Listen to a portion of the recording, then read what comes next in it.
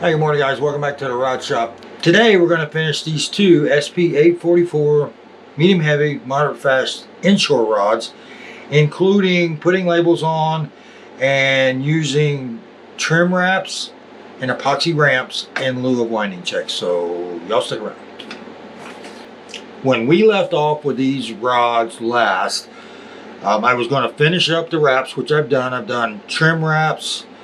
I've wrapped the hook keeper, I've wrapped all the guides, I've done the alignment of my guides, make sure they're nice and straight down the blank.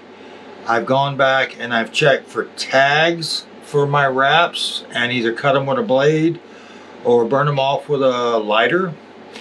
This morning I printed my labels. I have them in my super high-tech label straightener device here. Let's peel them out of here. They've only been in here a couple hours, but now they lay pretty flat. And so what we'll do now is I'll find the three for this rod. So we've got a name, we've got the blank information, and we've got the rod shop info. Now what I do typically is I will trim these shorter. This one prints funky anyway. It's about twice as long as it needs to be. So I'm going to trim it so it's no longer than it has to be. And then on this side, I don't know if you can see it, but it's supposed to, my label maker is supposed to do a half cut where it cuts the label and not the backing, but my label maker is old, very old. It's about 10 or 12 years old now. They don't make them anymore. Down in the description there is a link to the label maker that replaced this one from Epson, and that's likely the one that I'm going to be buying here soon, because this one is starting to irritate me. And again, I've had it for at least 10 years. I think it's closer to 12, and it's printed thousands of labels, so it's done its job and it's time to retire it. Alright, so Scotch tape. I've got it chucked up in my power wrapper here. I'm gonna put the belt on it just to keep it from turning easily, because I want this positioned so that when I'm putting the label on, it's not gonna be an issue. Alright, so on top of the rod, this is a Comfort Palm CCT seat. Fits right in the palm of your hand here. This is what I would call the top. Reel's going to be down here, guides are on the bottom. I'm going to center client's name, and then I will put the FDX label on the top, and then we'll roll it over. Whoop.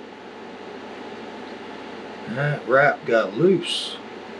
Be careful with that one when we put epoxy on it. When we roll it over, we'll put the blank information on this side. You still need to trim that one.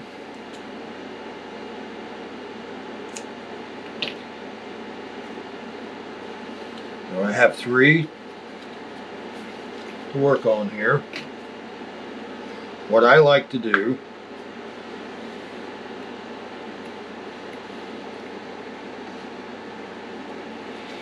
is start my labels, at least start the backing from peeling. Sometimes they come off fine when we go to the next step with the Scotch tape, sometimes not so much. So what I'll do is I'm just taking my razor knife and I'm just starting to peel the backing off to get it where it will release when we get to the next step.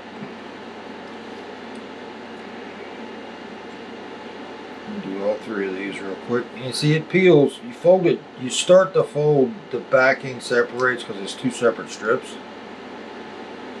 And I'm just giving it a little help here.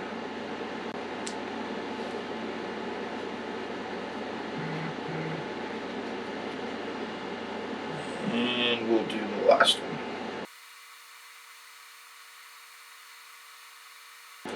Okay. Now, Scotch tape, and I recommend one of these weighted bases. It just makes it easier to do it one-handed. You can do it with just the normal Scotch tape holder that you buy at Christmas, but I like this way. This method seems to work best for me. So I'm going to pull a piece of Scotch tape quite a bit longer than the label. I'm going to position it pulled tight above the label about 3/4 of an inch, and as you get closer, the static electricity is going to pull that label up. So I kind of stab down to get it positioned exactly like I want it, like that. And I'm just going to gently smooth out the label on the tape. Now it's not perfectly square on the tape, it doesn't matter. I'm going to hold that label so it is. I'm going to take another short piece and I'm just stuck it to the area that I pre-peeled the backing, and slowly peel this off, and it's going to pull the backing off. Now the reason for the long tape on the label is so you can handle it without getting your fingers on the sticky part of the label itself. So we got to flip this around. That's the top. I'm centering my label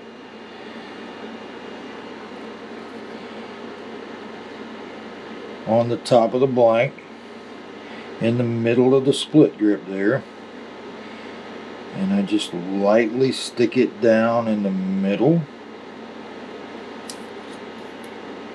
I'm going to start rubbing down the middle of the label area just to get rid of any bubbles between the blank and the label, and then I'll work my way out towards the edges, pushing any trapped air out to the edge. Same thing on this side.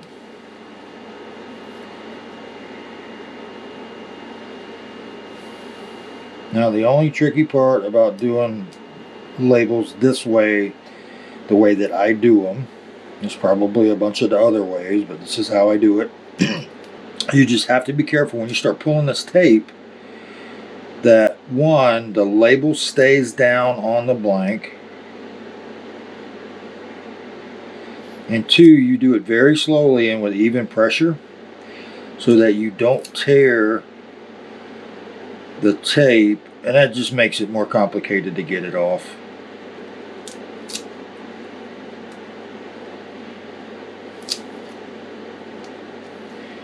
Just take your time. Off the label. And there we go. That's label number 1. Next thing I'll do is take a microfiber towel, this cloth here that I got that actually came from Mud Hole, just for cleaning glasses, and I'm just going to take it and rub just to make sure that it is stuck down good on that blank. And there you go. There's label number 1. I'm going to knock these next couple out, and then we'll come back and start with epoxy. So don't go away.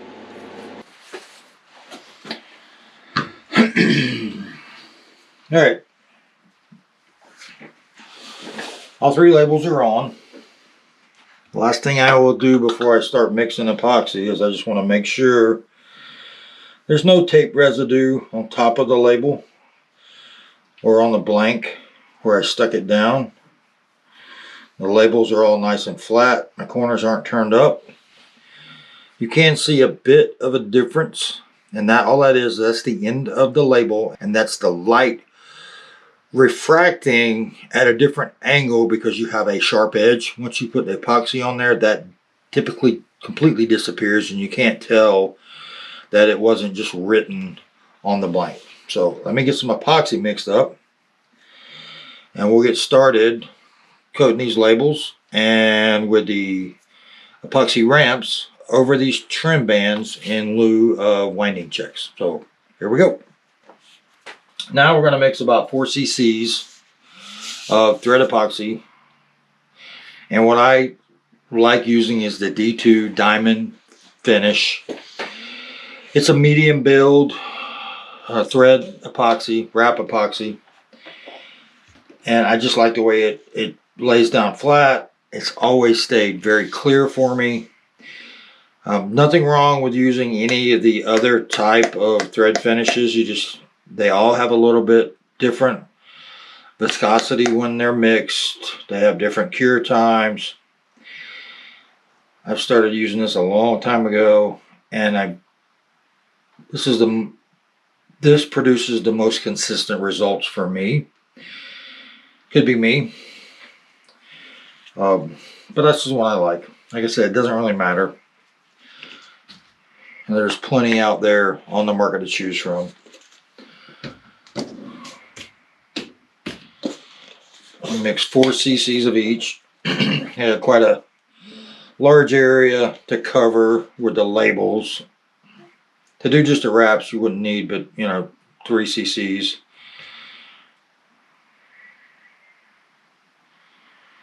And what I do is I turn it over. These bottles are about done. I let it run to the syringe, and I keep the rod shop about 70 degrees.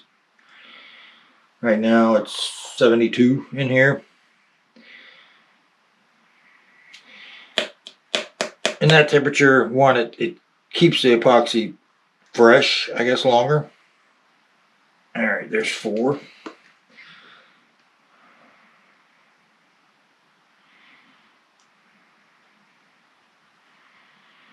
Okay. That's 4 cc's of each. We'll do a 3-minute mix on. You can see it's turned very opaque when the 2 parts start to mix together. In a minute or so here, it will clear up significantly. Now that we've mixed it about 3 minutes, and I've mixed this very fast to show you something here. This epoxy has got a lot of bubbles in it. I mixed it pretty fast like this instead of a nice slow even mix is what I recommend. But if you have this issue, and sometimes it just does it anyway, because this epoxy is a little on the cool side. Holding the cup in your hand like this, you can blow on it as you mix. The carbon dioxide from your air will release the bubbles. The temperature of the air coming out of your lungs is going to heat it up somewhat. But what I like to do is either take a paper plate with some aluminum foil on it, which you've seen me do a bunch of times, or these little aluminum foil trays. I just got these in from Voodoo. I had run out. Now you can get them from Mud Hole as well. But what I like to do is you lay it out flat. It does 2 things. One, the bubbles start to release. And the thinner it is, the slower the set time is. If I left it in this cup, it's going to set faster because of the heat generated with the chemical reaction is going to cause it to cook off faster. Now by spreading it out in this pan, I eliminate that problem. But as you can see, it's got a bunch of tiny little air bubbles in the pan. Well, I solved that with my flamethrower turned down as low as possible.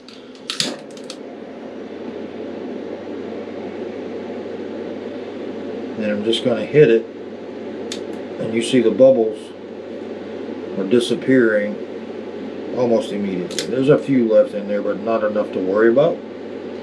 So first thing I'm going to do, take my brush, I've already checked it, but fan it out and look into the light to make sure you don't have any hairs that are longer that will irritate you.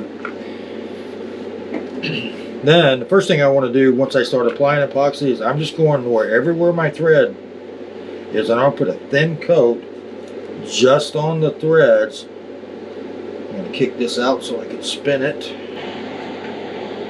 And I'm just going to put a tiny amount of epoxy on the thread so it starts soaking in. Now when you're using just regular nylon or even CP thread, it's going to soak in a lot better and a lot more epoxy will soak in versus this metallic, but you still need to do the same thing. So I'm going to put this on here and I'm going to let that start to soak in pretty well before I come back and start covering my label area. It'll give that thread the best chance for soaking up this epoxy, because you want the thread to get wet, basically. The epoxy to go through the thread and then bind to the blank itself. Some people will say that, you know, metallic thread doesn't have the same tensile strength and doesn't bond as well to the blank. That's probably true.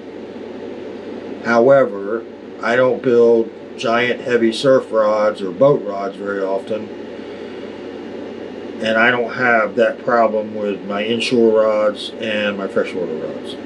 The thread stays where it needs to be. It's got plenty of strength for fighting those fish, and believe me, I abuse the rods I build for myself. I test them basically to destruction. Not intentionally always, but you know, stuff happens. I'm going to soak this in real quick. Now I'll run down through here and hit all of these wraps, and we'll be back to start the flat area epoxy work. And then as this epoxy starts to cook off and begins to set, we will build the epoxy ramps. So y'all hang out. I had one thread out of place. I grabbed my pick and I moved it. Even though it was covered with epoxy, it's still not too late, and your epoxy work is only as good as your first coat. So this is where you really need to take your time and watch your thread work. Sometimes if it's a little loose, when you put the epoxy on it, it could move, and I had one move out away from the group of thread, and you could see a blue streak between the one last thread on this wrap and the rest of them. So just pay attention. It's never too late to fix it. Alright, I've got all of my thread work covered. Basically coated it and scraped it back off. I don't want a lot of excess. I like the look of very flat thread work. I don't like the little bubble that you see on a lot of rods. That's just a personal preference. It doesn't mean there's anything wrong with that look. I just don't like it. So now I'm on to covering the label. So what I've done is I've gone out past my furthest label here, and I'm just making sure I've got a clean end. You can do this with some masking tape too. Yeah, you'll peel back off, but you can, if you just have a steady hand and turn the blank underneath the brush, you can accomplish the same thing. Now I'm just going to fill in between the wrap holding the hook keeper on and that bit of epoxy I just put there as kind of an end cap. I'm just going to make sure I've got everything covered with a heavy coat, because I'm going to put some heat on it in a bit, and we're going to stop it from turning and let it run back off. That is the secret for me to get this really beautiful flat epoxy work with no waves in it, no bumps in it. And again, it's not something I saw somebody else do. This is my method. It may not be the best method, but I know it works for me. I'm just trying to get a heavy coat on here. Make sure I have every bit of this label area covered, because that will show. Again, don't worry about it being too heavy. I am brushing it on kind of down the blank and not around the blank, which takes quite a bit of the bumps out of it anyway.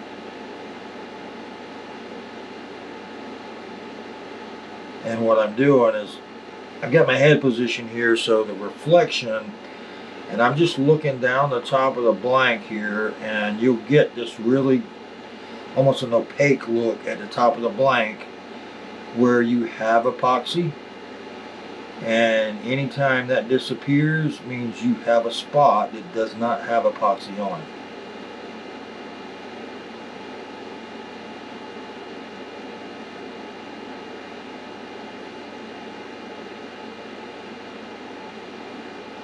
All right, that's that covered pretty well. Now let's cover, I'm covering the entire area of the split grip over this name label here, just to give it a consistent look. You don't have to. Again, my personal preference. Doesn't mean it's right. It's just what I like.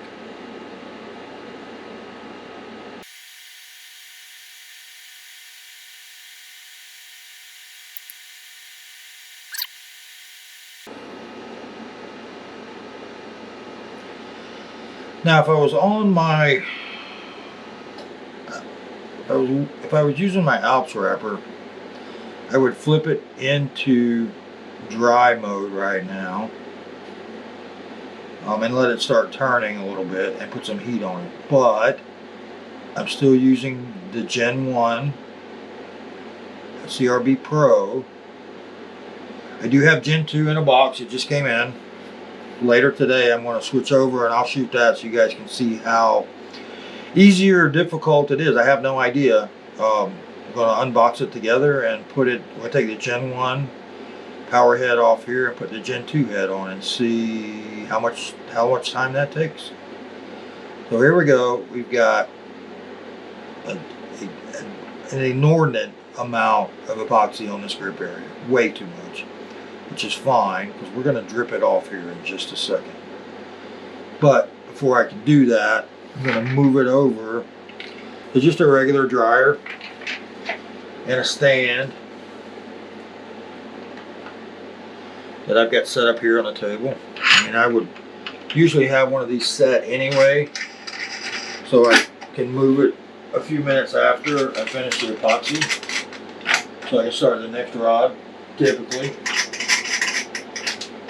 But now it's ready to come out of the power wrapper and move over. I just need to make sure I don't have anything over here I'd like to keep.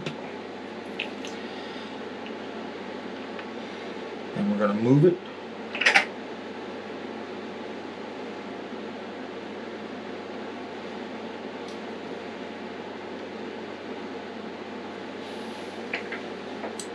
And just put it in a slow turn there. We'll clean up some stuff here. We'll pull it back to me a little bit because we're still going to do these epoxy ramps, 3 of them right here in this area. But before that, I'm going to put a little bit of heat on it, on all of the epoxy that I just put on, and then we're going to stop it and let that epoxy run to the bottom of the blank, and we'll take it off with the brush very carefully. So let's throw some heat on it. Again, low setting on your heat.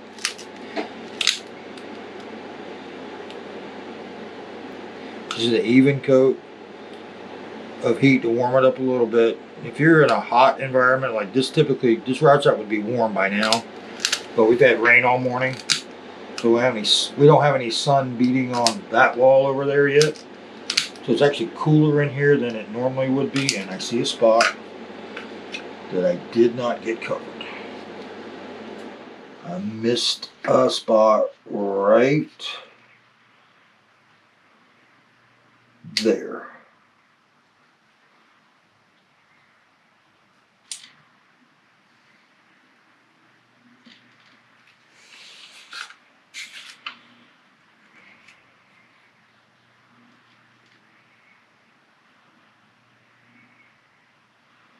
All right, again, way too much epoxy on there. Let's throw some heat to it. I've got my hand behind the rod, so I can tell just how much heat I'm putting on it. A lot of times I'll do this with a heat gun. It's just easier with the little flamethrower. And I'm just gonna, just a minute of heat on my wraps, just to make that epoxy a little thinner. It'll soak in the threads a little better, and it'll just flatten itself out.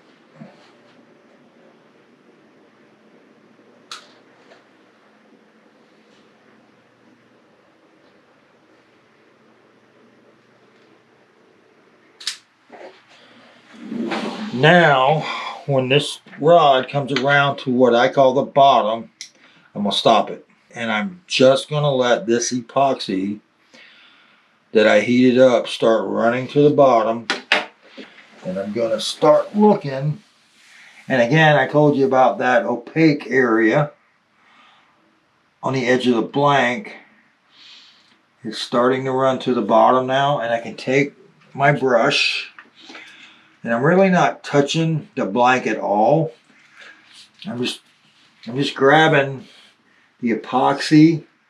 It's starting to drip, and I'm going to drag it and peel it off.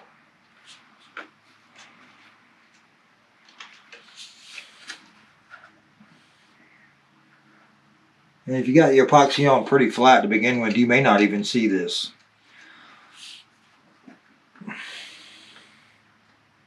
But the epoxy is running around the blank to the bottom. See, there's one that dripped right there, and I'm just going to take it and pull it and scrape it off.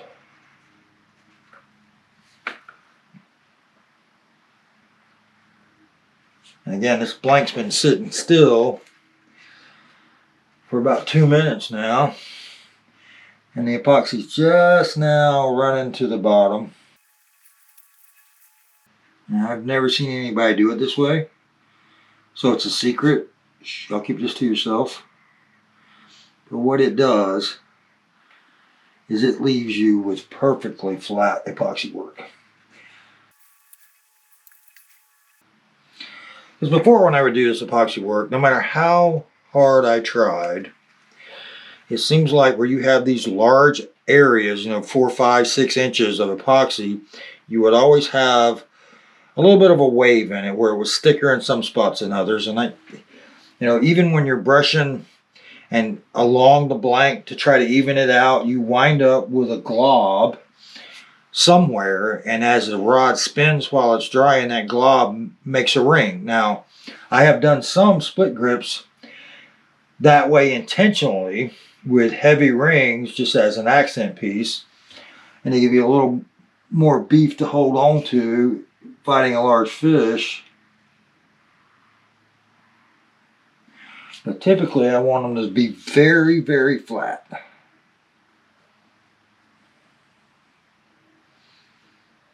Okay, it's enough time for that to run.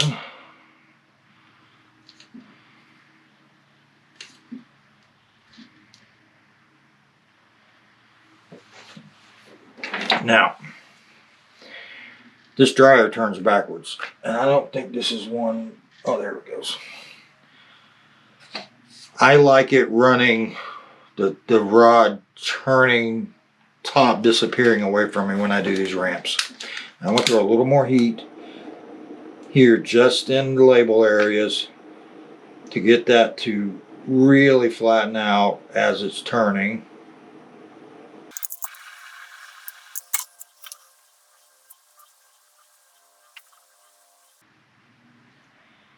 And another spot here I didn't really like the way it looked. And you really need to take your time on your first coat of epoxy, because it can never be better than your first coat. So you can't really fix an epoxy whoops with your second coat. Sometimes it takes 3 or 4, and typically I'll only put 2 coats of epoxy on a blank.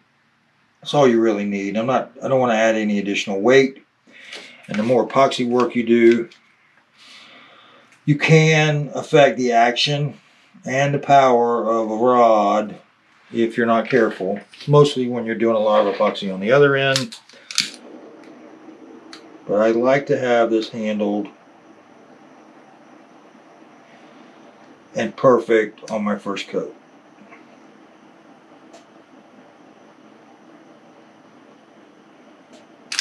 Okay, now where the timing comes in. This epoxy is now about 22 minutes old. It's to the point where you can hold it on the brush and it still drips, but you can hold a glob. So what I'm going to do here is I load this brush very heavy, and then I'm going to drop it in the area that I want the epoxy ramp.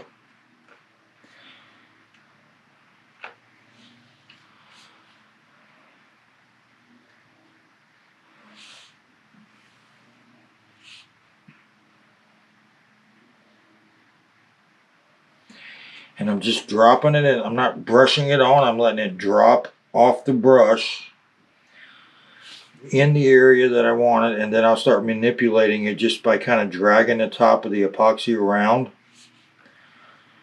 Once I get it fully loaded here.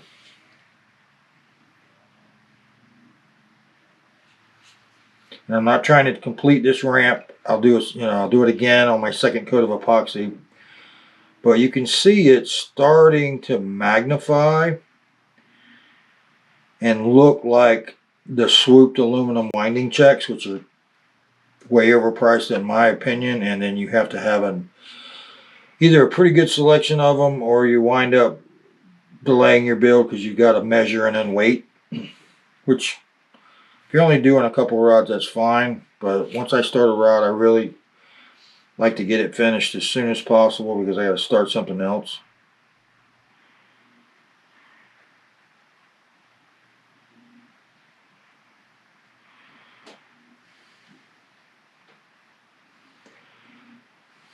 Now if you can start to see this is flat.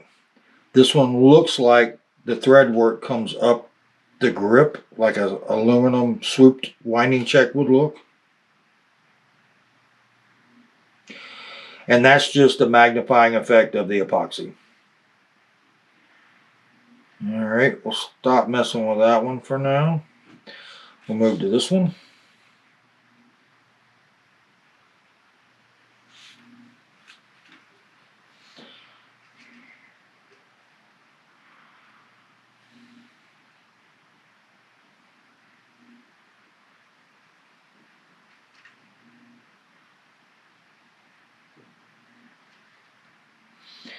And I'm just loading my brush and dropping it on that trim band, building the thickness up.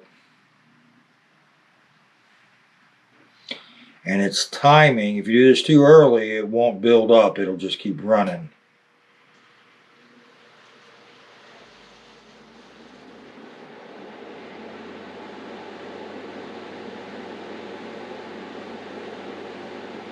And now I'm just dragging the top of that epoxy, shaping it with my brush.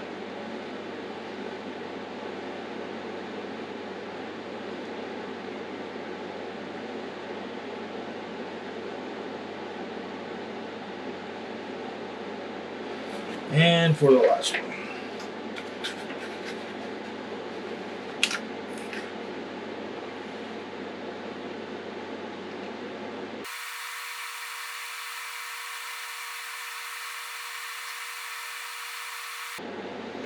Now the last thing about these epoxy ramps, if it gets away from you and you don't like the way it looks, or you've picked up a large air bubble, all you have to do is put a little heat on it, stop it from turning, it'll run off the bottom, and you can do it again.